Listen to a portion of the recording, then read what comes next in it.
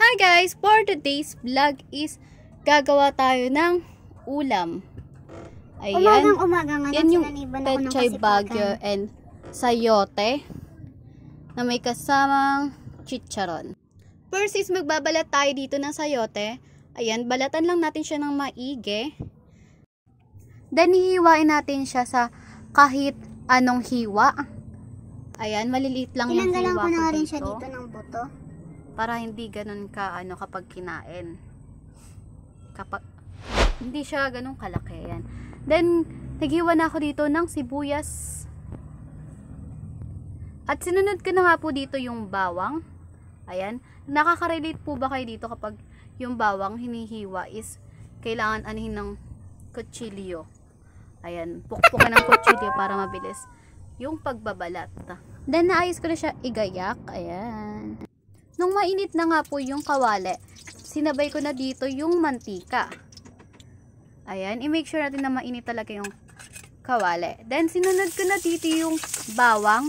Make sure lang po natin na goldy yung bawang para mas masarap yung luto natin. Then, yung sibuyas, ayan, nag-brownie na yung ating bawang. Ayan. Then, dilagyan ko siya dito ng water. Yan, sana ayun lang. Tagalog ka Tagalog yan. Kasi mas ilagay ang sayote for me. Pagkatapos takpan na natin yan. A few moments later. Lagyan natin siya ng pamintang pino. Ayan, halu-haluin natin siya. Pagkatapos isusunod natin yung patis. Pampalasa. Ayan, shoutout nga pala sa kuy ko. Nagluluto ng kanyang ulam na corned beef. At ayan na nga, lagyan natin siya ng ginisa para mas lumasa ang ating gulay. Baw. Haluin nga lang siya ng haluin. Ayan, para magkalasa-lasa. Sana all may lasa. Galing-galingan nga ako dito sa part na to.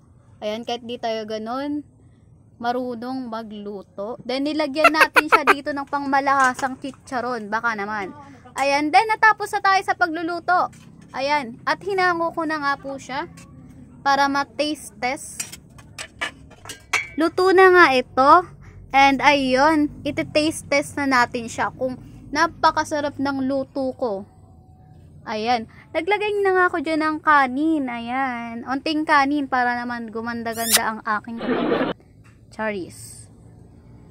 Ayan. Sobrang sarap. Chicharon pa lang. Panalo na. Ayan. Ayan.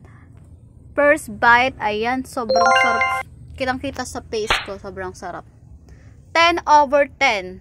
Ayan. Nag-rate na agad ako. 10/10 tayo sa niluto ko. Syempre, luto ko yan. And ayan. Ayan yung luto ng kuya ko. Ayan. Taste test na rin natin. Ayan, bigyan natin siya ng rate. 10/10. Ayan, ang sarap ate ko. At dito na nagtatapos ang ating vlog. Don't forget to follow and like and share this video. Bye-bye!